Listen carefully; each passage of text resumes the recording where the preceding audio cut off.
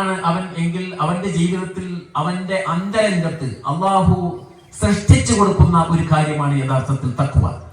അവന്റെ മുന്നോട്ടുള്ള ഗമനത്തിൽ, അവന്റെ പ്രയാണത്തിൽ അവനെ സംബന്ധിച്ചിടത്തോളം നന്മയും തിന്മയും വേർതിരിച്ചറിയുവാൻ കഴിവ് നൽകുന്നത് തഖ്വയിലൂടെ, സൂക്ഷ്മതയിലൂടെ. മുത്തഖിയായ ഒരു വ്യക്തിയെ സംബന്ധിച്ചിടത്തോളം നല്ലതേത്, തിന്മയേത്, അള്ളാഹുവിന്റെ അഭീഷ്ടങ്ങൾക്ക് അനുസരിച്ച പ്രവർത്തനം ഏത്, അവന് അനിഷ്ടകരമായ പ്രവർത്തനങ്ങൾ ഏത് എന്ന് വളരെ കൃത്യമായി അവന്റെ അന്തരംഗത്ത് അള്ളാഹു ഫുർഖാനായി തഖ്വയിലൂടെ സൃഷ്ടിച്ചു നൽകുമെന്ന് വിശുദ്ധ ഖുർആൻ പറയുന്ന കാര്യമാണ്. തഖ്വ എന്നുള്ളത് ഒരു എളുപ്പമാണ്. അള്ളാഹുവിനെ സൂക്ഷിക്കുന്ന ആളുകളെ സംബന്ധിച്ചിടത്തോളം അവൻ അവർക്ക് കാര്യങ്ങൾ എളുപ്പമാക്കി കൊടുക്കും എന്ന് വിശുദ്ധ ഖുർആൻ പറയുന്നുണ്ട്. അള്ളാഹുവിനെ സൂക്ഷിക്കുന്ന അത്തരം ആളുകൾക്ക് അള്ളാഹു കാര്യങ്ങൾ എളുപ്പമാക്കി കൊടുക്കും. അതൊരു പോംവഴിയാണ്. നമ്മുടെ ജീവിതത്തിൽ ചിലപ്പോൾ ചില പ്രതിസന്ധികൾ ഉണ്ടാവും.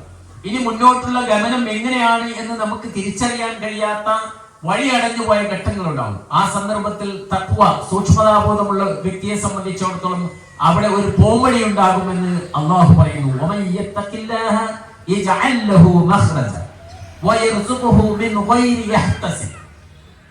അള്ളാഹുവിനെ സൂക്ഷിക്കുന്നു, ആ അള്ളാഹുവിനെ സൂക്ഷിക്കുക എന്ന ആ പ്രവർത്തനം, തഖ്വാബോധം, അള്ളാഹു അത് ഒരു പോംവഴിയായി അവന് ആക്കി കൊടുക്കും. ഏത് വഴിയിൽ നിന്നാണ് തന്റെ മുന്നിൽ ഒരു ഉദവി അല്ലെങ്കിൽ മുന്നോട്ടുള്ള ഗമനം സാധ്യമാക്കുന്നത് എന്ന് അവന് അറിയാത്ത രീതിയിൽ അള്ളാഹു അവന് അത് പ്രാപിച്ചു നൽകും എന്ന് പറയുന്നു. അവന് ഉദ്ദേശിക്കാത്ത രീതിയിൽ, അവൻ നിലച്ചിരിക്കാത്ത ഭാഗത്ത് നിന്ന് അവന് ഉപജീവനം നൽകപ്പെടുമെന്ന്. അതുകൊണ്ട് സഹോദരങ്ങളെ, നമ്മുടെയൊക്കെ തന്നെ ജീവിതത്തിൽ ഉണ്ടായിരിക്കേണ്ട ഏറ്റവും പ്രധാനപ്പെട്ട ഒരു കാര്യമാണ് തഖ്വാബോധം, സൂക്ഷ്മതാബോധം.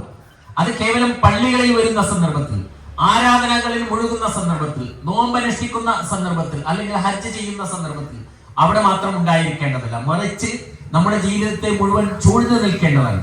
നമ്മൾ വ്യക്തി എന്ന നിലക്ക്, കുടുംബത്തിൽ ജീവിക്കുന്ന വ്യക്തികൾ എന്ന നിലക്ക്, സമൂഹത്തിൽ ഇടപെടുന്ന ആളുകൾ എന്ന നിലക്ക്, അതുപോലെ തന്നെ സാമ്പത്തികമായ ക്രയവിക്രയങ്ങൾ ചെയ്യുന്ന വ്യക്തികൾ എന്ന നിലക്ക്, ജോലി സ്ഥലത്ത്, അവിടെയെല്ലാം തഖ്വയിൽ അധിഷ്ഠിതമായ ജീവിതം നയിക്കുവാൻ വിശ്വാസിക്ക് കഴിയേണ്ടതുണ്ട്. അതിനാണ് നാം കഴിഞ്ഞ ഒരു മാസക്കാലം പരിശീലിച്ചു കൊണ്ടിരുന്നത്. നമ്മൾ ആലോചിച്ച് നോക്കൂ, വിശുദ്ധ ഖുർആൻ പറയുന്ന ഒരു സൂക്തം ഇപ്രകാരമാണ്: യാ അയ്യുഹല്ലദീന ആമനൂ കൂനൂ ഖദ്ദാമീന ലില്ലാഹി ശുഹദാഅ ബിൽ ഖിസ്ത്.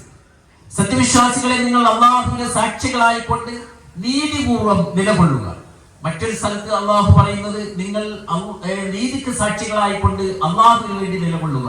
അള്ളാഹു ഖിസ്ത് എന്ന പദപ്രയോഗങ്ങൾ മാറ്റി മാറ്റി പറയുന്നതായി നമുക്ക് കാണാൻ കഴിയും. എന്നിട്ട് ഖുർആൻ തുടർന്ന് പറയുന്നു, നമ്മെ സംബന്ധിച്ചിടത്തോളം ചില ആളുകളോട്, ചില വ്യക്തികളോട്, ചില ഗ്രൂപ്പുകളോട് നമുക്ക് ദേഷ്യമുണ്ടാകാം, വിദ്വേഷമുണ്ടാകാം, അല്ലെങ്കിൽ ശത്രുതയുണ്ടാകാം.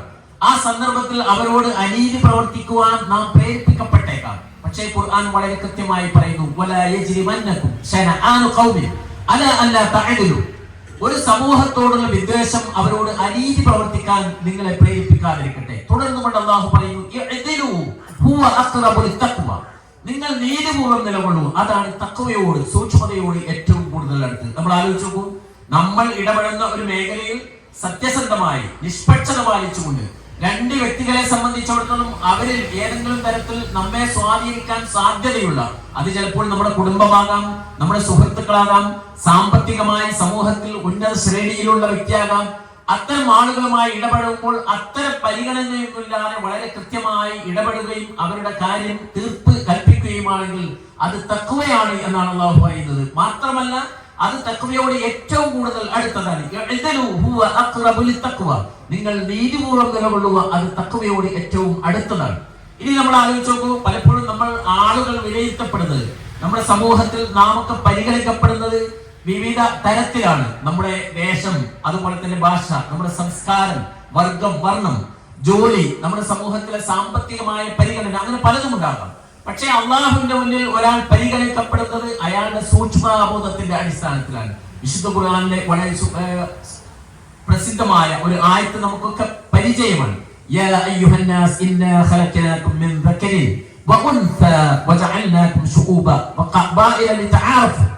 മനുഷ്യരെ, നിങ്ങളെ ഒരാണിൽ നിന്നും പെണ്ണിൽ നിന്നും സൃഷ്ടിച്ചിരിക്കുന്നു, നിങ്ങളെ വിവിധങ്ങളായ ഗോത്രങ്ങളാക്കി തീർച്ചിരിക്കുന്നു, നിങ്ങൾ തിരിച്ചറിയുവാൻ വേണ്ടി. പലപ്പോഴും നമ്മൾ ഗോത്രങ്ങളുടെ പേരിൽ അല്ലെങ്കിൽ നേരത്തെ പറഞ്ഞ വിവിധങ്ങളായ കാര്യങ്ങളുടെ പേരിൽ ഊറ്റം കൊള്ളുന്നവരാണ്. അതിൽ അഭിമാനം കൊള്ളുന്നതാണ്. പലപ്പോഴും ആ അഭിമാനം ദുരഭിമാനമായി തീരാറുണ്ട്. എന്നാൽ ഇതിനൊക്കെ വളരെ കൃത്യമായ ഉദ്ദേശമുണ്ട്. നിങ്ങൾ പരസ്പരം തിരിച്ചറിയുവാൻ വേണ്ടി. നമുക്കൊക്കെ നാമങ്ങളുണ്ട്. എല്ലാവർക്കും ഒരേ നാമമാണെങ്കിൽ നമ്മൾ ഒരിക്കലും തിരിച്ചറിയുവാൻ, മറ്റൊരാളെ കുറിച്ച് പറയുവാൻ നമുക്ക് സാധ്യമല്ല. നമുക്കൊക്കെ കുടുംബ പേരുകളുണ്ട്. ആ കുടുംബ പേരുകൾ ഒരു പ്രദേശത്ത് കൂടുതൽ ആളുകളുണ്ട് എന്ന അല്ലെങ്കിൽ ഒരു പ്രദേശത്തെ ഭരണപരമായ കാര്യങ്ങൾ നിർവഹിക്കുന്ന വ്യക്തിത്വം എന്ന പേരിൽ ചിലപ്പോൾ ആളുകൾ അയാൾക്ക് കൂടുതൽ സ്ഥാനം നൽകിയേക്കാം. പക്ഷെ അള്ളാഹുവിന്റെ അടുക്കൽ അയാൾക്ക് സാധ്യതയുള്ളത്, അതുപോലെ തന്നെ അയാൾക്ക് പരിഗണന ലഭിക്കുന്നത് തഖ്വയുടെ അടിസ്ഥാനത്തിലാണ്. ഇന്ന അക്രമക്കും ഇൻദല്ലാഹി അത്ഖാക്കും. തീർച്ചയായും അള്ളാഹുവിന്റെ അടുക്കൽ നിങ്ങളിൽ ഏറ്റവും മാന്യൻ, നിങ്ങളിൽ ഏറ്റവും പവിത്രമായ വ്യക്തി അള്ളാഹുവിനെ കൂടുതൽ സൂക്ഷിക്കുന്ന വ്യക്തിത്വമാണ്. അതുകൊണ്ട് ആ നിലയിലേക്ക് ഉയരുവാൻ നമുക്ക് സാധിക്കേണ്ടതുണ്ട്. മഹാനായ നബി കരീം സല്ലല്ലാഹു അലൈഹി വസല്ലം അവിടുത്തെ വിടവാങ്ങൽ പ്രസംഗത്തിൽ പറയുകയുണ്ടായി, ലാ ഫദ്ല ലി അറബിയ്യിൻ വലാ അജ്മി. അറബിക്ക് അനറബിയേക്കാൾ യാതൊരു ശ്രേഷ്ഠതയുമില്ല. വലാ അസ്വദ വലാ ലി അബിയ.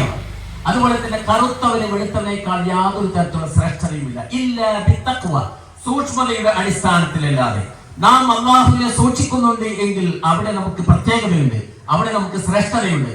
അതല്ലാതെ നമ്മുടെ തൊലി വെളുത്തു അല്ലെങ്കിൽ മറ്റൊരാളുടെ തൊലി കറുത്തു എന്നതിന്റെ പേരിൽ ഒരാൾ ഉന്നതമായ ജോലിയിൽ പ്രവേശിച്ചു, അയാൾ സമൂഹത്തിൽ വലിയ വലിയ അംഗീകാരമുണ്ട് എന്നതിന്റെ പേരിൽ ഒരിക്കലും അള്ളാഹുവിന്റെ അടുക്കൽ പരിഗണിക്കപ്പെടുകയില്ല. നാം അള്ളാഹുവിന്റെ അടുക്കൽ പരിഗണിക്കപ്പെടുന്നത് നമ്മുടെ സൂക്ഷ്മതാബോധത്തിന്റെ അടിസ്ഥാനത്തിലാണ്. നമ്മൾ ആലോചിച്ചു, ഏത് കാര്യത്തിലാണ് നമ്മൾ പരസ്പരം സഹകരിക്കേണ്ടത്, സഹായിക്കേണ്ടത് എന്ന് പറഞ്ഞ സന്ദർഭത്തിൽ വിശുദ്ധ ഖുർആൻ തഖ്വയിൽ എന്ന് പ്രത്യേകം പറയുന്നുണ്ട്. വതആവനു അലൽ ബിർരി വത്തഖ്വ. നിങ്ങൾ പുണ്യത്തിലും അതുപോലെ തന്നെ സൂക്ഷ്മതയുടെ കാര്യത്തിൽ പരസ്പരം സഹകരിക്കുക. വലാ തആവനു അലൽ ഇസ്മി വൽ ഉദ്വാൻ. ശത്രുതയിൽ, പാപത്തിൽ നിങ്ങൾ പരസ്പരം സഹകരിക്കാതിരിക്കുക. അതുകൊണ്ട് സഹോദരങ്ങളെ, തഖ്വാബോധം അത് നമ്മുടെ ജീവിതത്തിൽ എല്ലായ്പ്പോഴും എല്ലായിടത്തും ആവശ്യമായ ഒരു കാര്യമാണ്. നാളെ പാരത്രിക ലോകത്ത് ഉന്നതമായ സ്ഥാനം കൈവരിക്കുന്ന ആളുകളെ കുറിച്ച് പരാമർശിക്കുന്ന സന്ദർഭത്തിൽ അല്ലാഹു പറഞ്ഞു, ഇന്നൽ മുത്തഖീന ഫീ മഖാമിൻ അമീൻ. ഏറ്റവും കൂടുതൽ സൂക്ഷ്മത പാലിക്കുന്ന, വളരെ കൃത്യമായി അള്ളാഹുവിന്റെ നിയമനിർദ്ദേശങ്ങൾ പാലിച്ച് ജീവിക്കുന്ന വ്യക്തിയെ സംബന്ധിച്ചിടത്തോളം അവർ സേഫായ, അവർ സുരക്ഷിതമായ ഒരു സ്ഥാനത്താണുള്ളത്. ആ സുരക്ഷിതമായ സ്ഥാനമായിരിക്കണം നമ്മുടെ ഓരോരുത്തരുടെയും ലക്ഷ്യം. നമ്മുടെ ജീവിതത്തിന്റെ ആത്യന്തികമായ ലക്ഷ്യം ഐഹിക ജീവിതമല്ലല്ലോ, മറിച്ച് പാരത്രിക ജീവിതമാണ്. നാളെ മരണത്തിന് ശേഷമുള്ള എന്നും ശാശ്വതമായ ആ ജീവിതത്തിൽ ഉന്നതമായ സ്ഥാനം കൈവരിക്കുക എന്നുള്ളതാണ് നമ്മുടെ എല്ലാവരുടെയും ലക്ഷ്യം. ആ ലക്ഷ്യപ്രാപ്തിക്ക് ഏറ്റവും ആവശ്യമായ കാര്യമാണ് സൂക്ഷ്മതാബോധം. ആ സൂക്ഷ്മതാബോധമാണ് കഴിഞ്ഞ ഒരു മാസ കാലഘട്ടത്തിൽ നാം ആർജിച്ചെടുക്കാൻ ശ്രമിച്ചത്.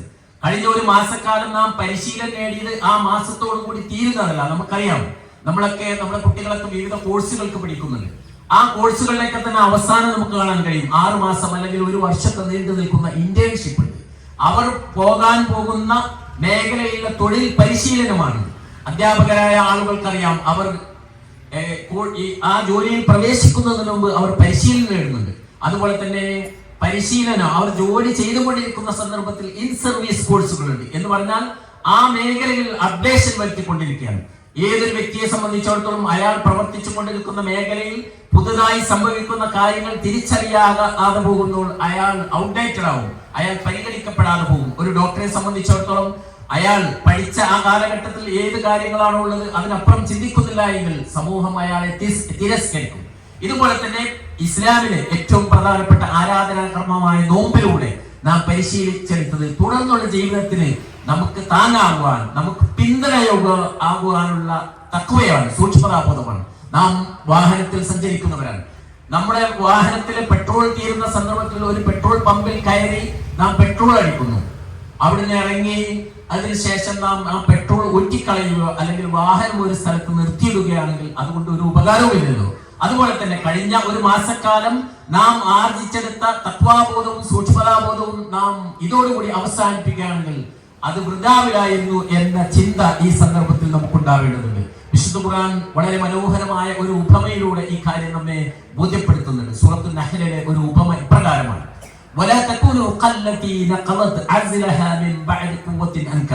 ഒരു സ്ത്രീ പകൽ മുഴുവൻ വളരെ പ്രയാസപ്പെട്ട് ബുദ്ധിമുട്ടിക്കൊണ്ട് കയർ മെടഞ്ഞുണ്ടാക്കുന്നു.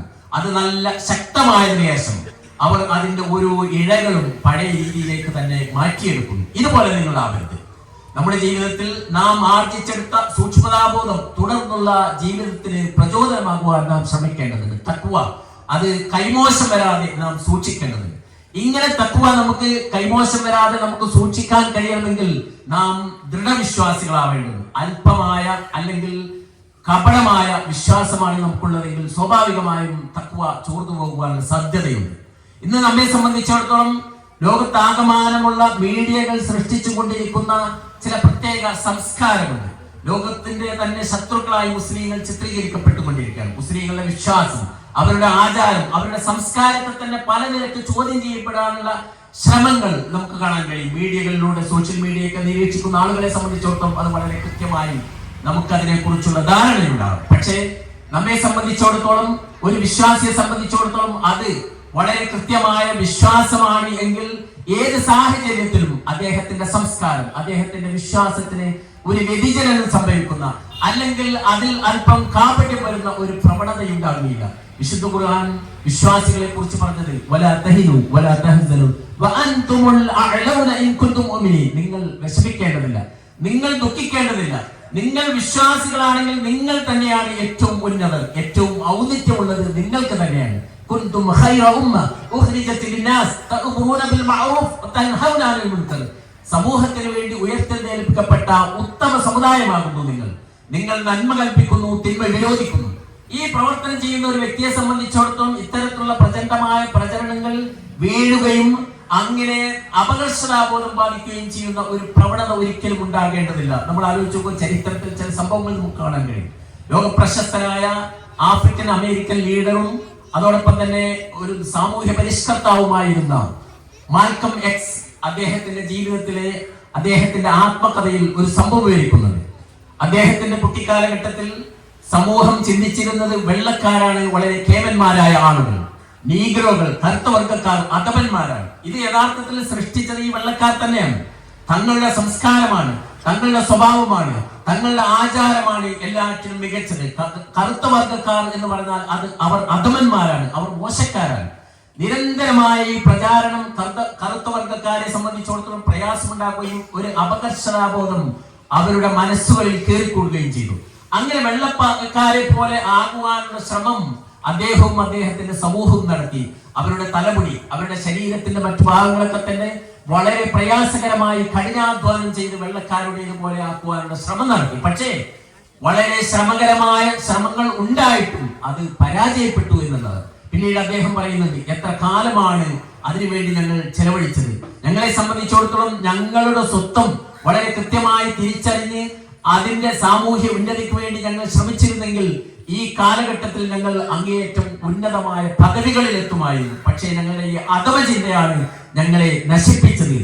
ഇതുപോലെ തന്നെ നമുക്ക് കാണാൻ കഴിയും പാശ്ചാത്യരായ ആളുകൾ, അവരെ സംബന്ധിച്ചിടത്തോളം ശാസ്ത്ര സാങ്കേതിക വിദ്യകളിൽ സാംസ്കാരിക മേഖലകൾ ഉയർന്നവർ അവരാണ് എന്ന് പ്രചരിപ്പിച്ചുകൊണ്ടിരിക്കുന്നു. പൗരസ്ത്യരായ പല ആളുകളും അവരെ അന്ധമായി അനുകരിക്കാൻ ശ്രമിച്ചിരിക്കുന്നു. നമ്മുടെ നാടിനെ സംബന്ധിച്ചിടത്തോളം വർഗീയ അല്ലെങ്കിൽ വരേണ്യ വർഗം അവരാണ് ഉന്നതന്മാർ, അവരാണ് സമൂഹത്തിലെ ഏറ്റവും പരിഗണിക്കപ്പെടേണ്ടത്.